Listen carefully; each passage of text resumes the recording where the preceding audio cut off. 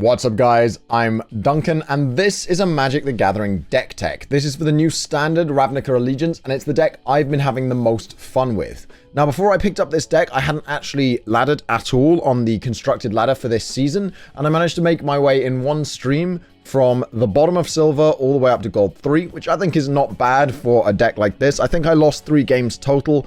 Other than that, I just clean swept my way all the way up into gold. This deck is a real toolkit. This deck does basically everything you want a Magic the Gathering deck to do. It's quite interactive and you do have to be very careful about how you sequence things and spend your mana, but if you put the time in to learn the deck, it's one of the most powerful decks in this meta. I know that similar decks have been performing really well in Mythic, and I do hope to make my own way to Mythic next season, although this season does end in 4 days, so I think it's very unlikely that I will do it this season. But yeah, it's a really impressive deck. I think it needs some tweaking. This is my own build of this deck. I stole the land base from somebody who went 5-0 in MTGO, but other than that, other than the mana base, which I did steal, everything else is sort of, I've looked at all the different decks, looked at all the tools they have, and I've tweaked it and built my own version of the deck. We're going to start by going over the mana base because, as I've said, it's 4 color gates, and gates are our lands, so the whole basis of the deck is gates. We're going with 4 Plazas of Harmony. I know that some people only put 3 in the deck, but I think the fact that it gains you 3 life when it hits the field, because you almost always have 2 gates before you play this card, and it taps for basically any color, because you've always got 4 colors on the field with your gates if you're playing the deck correctly. So it's really important to run 4 of these. It color fixes for you, it gains you life, which is really good in the otherwise tricky aggro matchup. It can really save you. This Plaza of Harmony has saved me more times than I can count. We're going for 4 Simic Guild Gates because we're very heavily into green and blue, especially in our early drops, so we want as many Simic Guild Gates as possible. 3 Breeding Pools for the same reason. Green and blue all the way, so we want as much green and blue as possible. 3 seem to be the magic number for this. I did try tweaking this mana base, but I keep going back to the one I stole because it does actually seem incredibly well optimized. We've got 1 Selesnya Guildgate. We really don't have that much white in the deck. I believe we only actually have 1 white card in the main board, so it's really important that we don't over commit to white, but at the same time have some white that we can search for with our other cards. So Selesnya Guildgate is great for that. Stomping Ground we have 1 of. We are quite heavily in red and green, as I said, really heavily into green and blue, but then red is our next most common color, so we do want 1 Shockland in red to hit the field. Gruul Guildgate we're running 4 of. This is a gates deck. If we have colors that we're heavily into, like red and green, we want 4 of that Guildgate, so we have 4 Gruul Guildgates. 2 Steam Vents. Once again, we're heavily into red and blue, so a red-blue Shockland, absolutely fantastic. 4, is it, Guildgates? Yep, that's it. 4 more Guildgates. We're keeping going. 1 Azorius Guildgate. This is quite important. It's another white source. It's also another blue source, blue being one of our heaviest colors. And finally, 1 Forest and 1 Island, because as I said, we're most heavily in blue and green, and we do have some turn 2 plays that we really want to play a land untapped in order to play. Next, we're going to go to the payoffs of all these gates. Gate Colossus is a huge payoff for having all these gates. Dropping an 8/8 for 0 mana quite regularly by turn 5. You can drop an 8/8 for 0 mana. Normally by turn 6 at the latest, you're dropping 8/8s for 0 mana that then recur every time you play a gate. This card is off the hook. This card is bonkers. Even if you play it for 2 mana, a 2 mana 8/8 that recurs when you next play a gate is absolutely insane. Our other payoff card, big payoff card, is the Gatebreaker Ram. This card is ridiculous. I have played it as a 15/15 before, and it is very difficult to answer. The fact it has trample and vigilance as well, because you always have 2 gates on the field by the time you play Gatebreaker Ram, means that it comes down at the very worst as a 3 mana 4/4 with vigilance and trample. Absolutely insane card, and you would be nuts to not run 4 of them. We're running 2 Archway Angels. This is going to give you a bunch of life when it hits the battlefield, and it's actually the only reason to play white in this whole entire deck. So we're playing Archway Angel as our only white spell. I know it seems nuts to play 4 color, but the mana base is so secure because we've got so many Shocklands, dual lands, you know, all of the good stuff, the gates, that we may as well play Archway Angel. It really stabilizes us in the sort of mid-range matchup against big green Stompy, because being able to bring a flyer in that then heals you for... I've healed 26 life off of this before. I've had 13 gates on the field, and I've healed 26 life, I think is the most I've ever healed on it. But you're seeing, at minimum, 8 life off of this. Normally 10 plus. It's absolutely insane when it hits the field and just turns games entirely around. I have dropped Archway Angels into a forfeit before. They're really far ahead. They think they're going to win next turn. I drop an Archangel, and before it's even resolved, they forfeit the game and they're done. Finally, the most important card in the whole entire deck, and I'm not over-exaggerating here, guys. Gate Colossus might win you games, Gatebreaker Ram might win you games, but this is the card that turns this deck into the most ridiculous toolkit because you always have tons of cards in hand. Guild Summit. Whenever it enters the battlefield, you may tap any number of untapped gates you control. Draw a card for each gate tapped this way. Often you're playing at turn 3, so that doesn't happen, but that's fine because the other ability is whenever a gate enters the battlefield under your control, draw a card. Now, if you've got 4 of these out, you drop a gate and you draw 4 cards. Absolutely nuts. I often have 2 of these out by turn 4-5, and then you play Circuitous Route, and you search your library for up to 2 basic land cards and or gate cards, put them onto the battlefield tapped and shuffle your library. So you search with Circuitous Route for 4 mana, you search for 2 cards, so you ramp by 2, you put 2 gates onto the battlefield, that triggers Guild Summit, and you draw 2 cards. And for 4 mana, you've drawn 2 and ramped 2. Absolutely insane.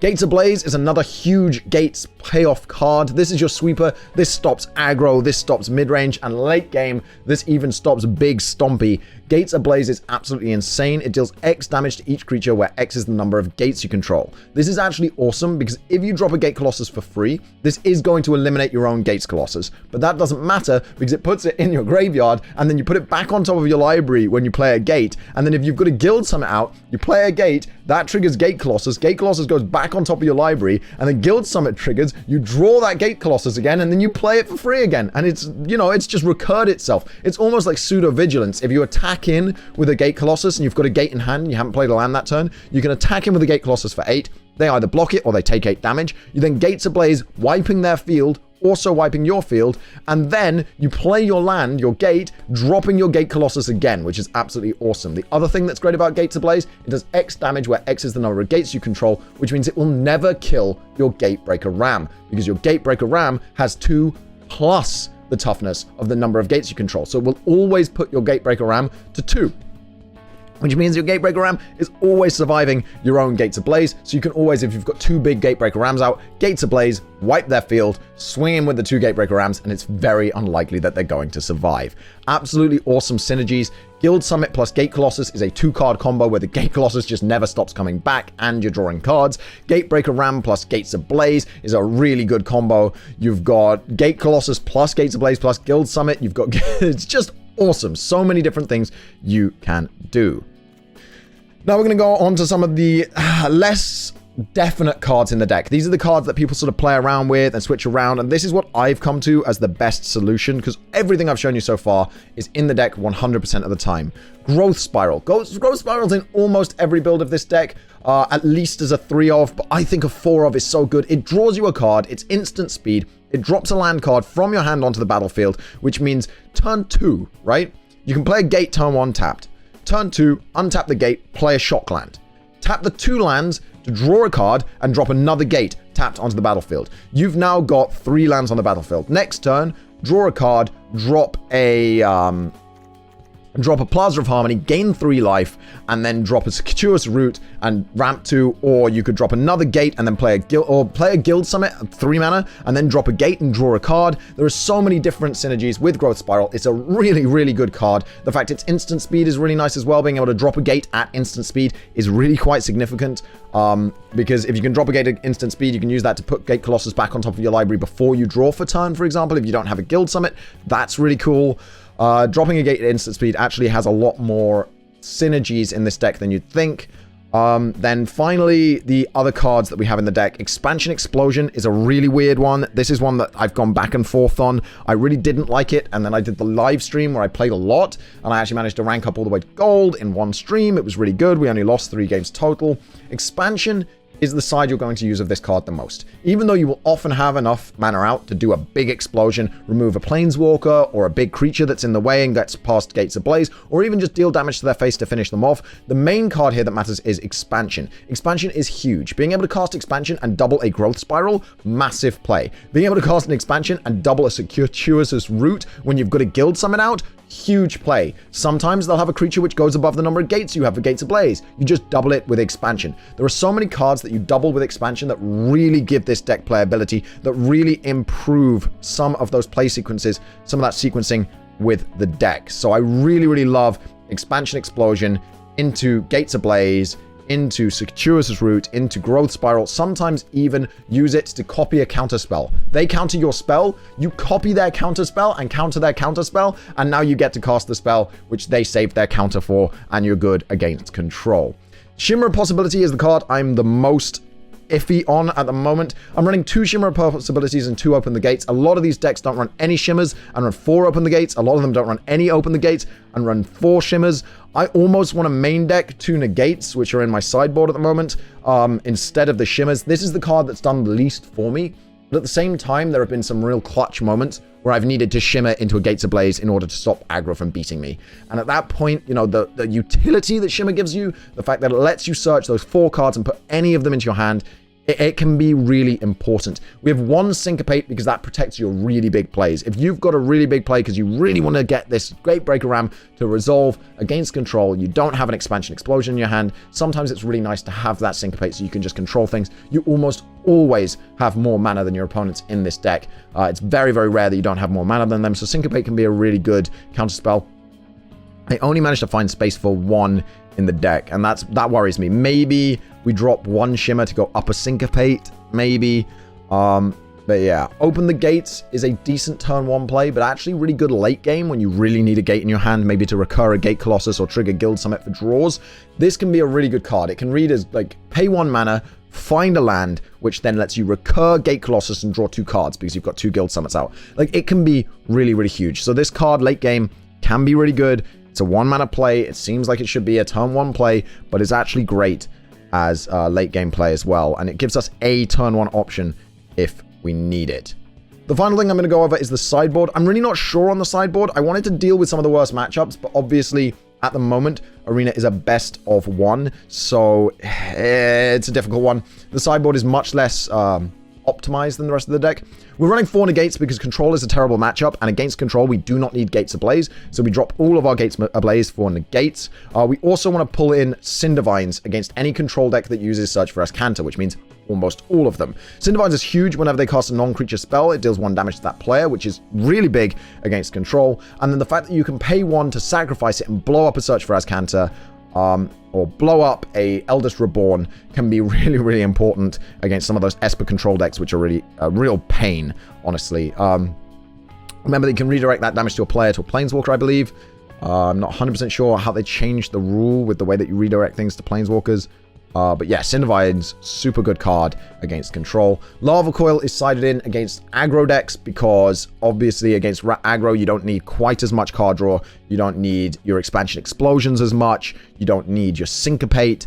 So you can really side these in. I even could take out Shimmer Possibility for them. Really good against aggro. It really deals with them. And then against both Control and aggro, but not against midrange, Night of Autumn is a good option. Night of Autumn, of course, really good against mono red because it just sits there and it's very, very difficult for them to get through coming in as a 4/3 for 3. And the fact that it can destroy a target artifact or enchantment or gain you life. The artifact or enchantment is great for those Gruul decks using that Riot Everything enchantment, which I've forgotten the name of right now. And the 4 life is great if you're low against aggro. It can really rinse aggro and then it trades with one of their creatures, which is also really, really nice. Finally, I've put 2 Archway Angels, more Archway Angels, for those mid-range matchups where Archway Angel becomes a lot more valuable. So I really like it for mid-range, and actually sometimes against aggro, depending on how long the first game goes, you can definitely side it in.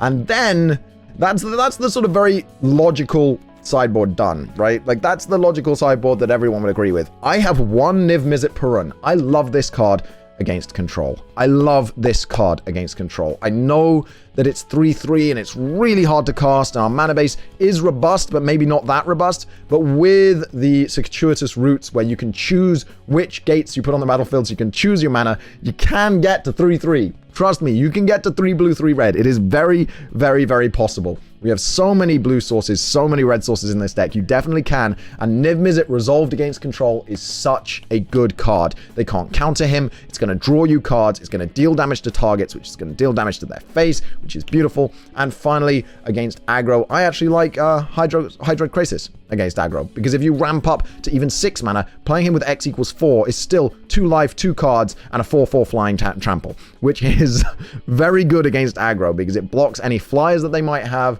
It tramples through their chump blocks if they have chump blocks, and it's just good value. And then late game, it can be absolutely huge. I don't think I'd ever side in more than 1, which is why there's only 1, and it might not deserve a slot in the 15, but that's what I'm currently running. So if you've got suggestions for a better sideboard, please let me know in the comments down below. That's the end of the deck tech, guys. I hope you enjoyed it. If you did, please let me know if you've got any suggestions for improvements to this deck. I would love to know what they are. We are going to play 1 game with the deck just to see how it runs, but that's the end of the deck tech, so if you want to tune out now, that's fine. But let's go ahead and play a ranked game with 4 color gates and see what happens. We might lose. That would be really embarrassing after so many good wins last night. Losing. Oh, it's randomized me to Liliana. It randomizes my Planeswalker every time, even though I've selected one. I don't know why. This is... It's not bad. We've got Shimmer as a turn 2 play. We've got Open the Gates and dropping a second Guild Gate as a turn 2 play. We've got Gatebreaker Ram as a turn 3. Yeah, this isn't bad. It could be better, though we could have a growth. And a growth would be great, the blue-green growth. Guild Summit turn 3, though. Really nice. So yeah, I think we're dropping Gruul turn 1, Azorius turn 2 and Open the Gates. Turn 3 Steam Vents into Guild Summit, and then we've got a gate to play to trigger Guild Summit. Ah, the Incubation Druid deck. This could be interesting. It's not the greatest matchup. It's not the greatest matchup, but we'll open the gates. We need an... Is it Guild Gate, do we? No, Simic. I'll take a Simic Guild Gate. Yeah, so we're going to drop... I think, actually, we're going to drop Steam Vents into Gatebreaker Ram, just to threaten damage. Woo. Black, blue, I've not seen this particular version of this deck. I think we drop Steam Vents, and we go Gatebreaker, just to threaten, and maybe attract some removal. And then next turn, we go Guild Summit into Simic Guild Gate drop. I think that's the way to play it. Because then this becomes a 5/5 next turn. Ah, there's the Contempt. See, removal. Removal target. They have to remove that Gatebreaker Ram immediately.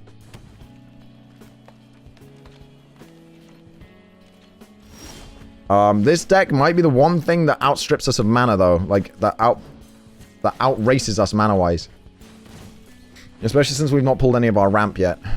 Which, we have 8 spells that ramp us. So it's kind of insane to not pull any ramp, but that's fine. Drop a Simic Guild Gate, draw a card. Circuitous Root would be nice. Plaza of Harmony's fine. We need ramp. Yeah, he's got more mana than us. That's very scary. We need ramp and we need removal.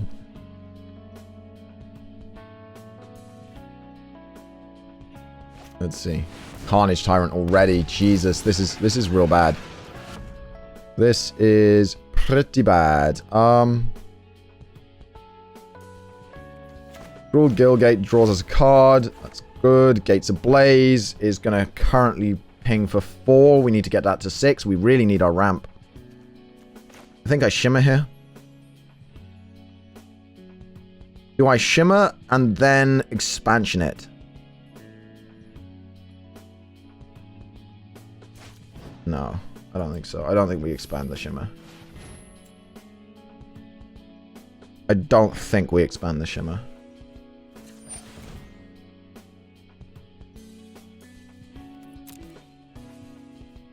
Growth Spiral. Yep.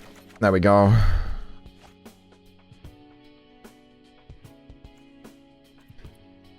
Pass turn. Just in case he casts an instant or sorcery we want to copy with this, we've still got Expansion Explosion up that we can then Growth Spiral if he doesn't do anything. Drop a Guild Gate in the end step.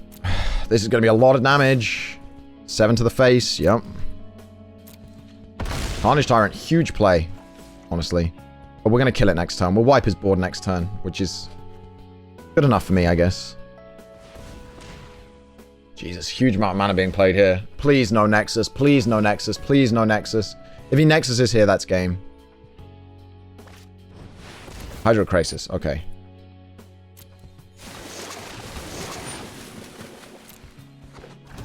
Okay. Growth Spiral. Yeah, this is fine. This is fine. See, this is a toolkit deck. Drop a Gruul Guildgate here. Draw a card off of it. It's great. Another card. Is it Guildgate? Draw a card. That's 1, 2, 3, 4, 5, 6 gates. That is enough to wipe his board with Gates Ablaze. So we Gates Ablaze him, and we wipe his board, which is so nice right here.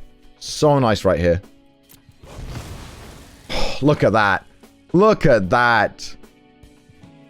And now I think we just go to, we Growth Spiral into... Oop, we Growth Spiral into Plaza of Harmony. Or into Simic Guildgate. That's fine too. Draws us another card.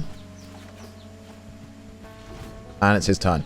So that really crippled him. He's gone from 7 mana to 4 mana, which is huge. And he's just going to play 2 Wild Growth Walkers, which we will wipe away if we want to. Honestly, we can drop an Expansion Explosion. Or we can drop Gatebreaker Ram here. Or we can drop Archway Angel. I think I'm going to drop an Archway Angel just to stabilize in case he's got some explosive damage next turn. I like to be safe. And then that's a good turn, I think. This is going quite nicely. This is what the deck does. It just survives, and it's a toolkit, and that was 16 life off of Archway Angel, which is very unfortunate for him. He's not looking like he's in a good place right now. Doesn't matter how much he ramps these, we can always Gates Ablaze and then Gatebreaker. Yep, that's fine. We're going to Gates Ablaze him. He'll swing for 2. Yeah, 2 damage. Great. Yeah, I think we Guild Summit.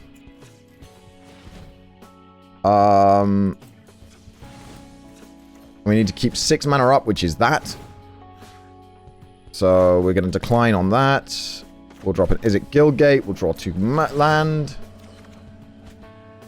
Look at that Gate Colossus. Look at this. This is going to be so beautiful. We drop a Gates Ablaze. This is so beautiful. Look at this deck, guys. Look at this deck. Look at what this does. It's just so brutal. Because now we drop the Gatebreaker Ram. And he's like, oh, that's his play in 11-11? And a free 8-8. And he's done. He is done here. His removal, he can probably remove one of them this turn. Then next turn, we're just going to drop another Gatebreaker Ram. Or we could just Expansion Explosion to his face after swinging in. Oh, look. And he forfeits. There it is. But the next turn we had Gate Colossus plus Gatebreaker Ram plus Archway Angel that turn. And we're making our way up, guys. We're making our way up. Thank you so much for watching this deck tech. I hope you enjoyed the game afterwards. If you like Magic the Gathering, please remember to download Magic Arena. It's free. Magic the Gathering Arena is free. It's a great game. It's so pretty. It's such a good way to play Magic. This Gates deck is absolutely savage. It's not even difficult to build. The only real rares in it are in the mana base and the sideboard. Like, there aren't many rares in the main board, so you can really build it quite cheaply. You don't have to buy many packs. You can actually probably earn most of the cards just through daily quests in about a week. If you wanted to buy packs, you could probably buy them for maybe 20 bucks. It would end up getting most of this deck. Maybe you'd have to play around with the land base a bit. But seriously, guys, this deck is absolutely monstrous. It's so, so cool. I hope you enjoyed the deck tech, and I'll see you guys next time. Bye-bye!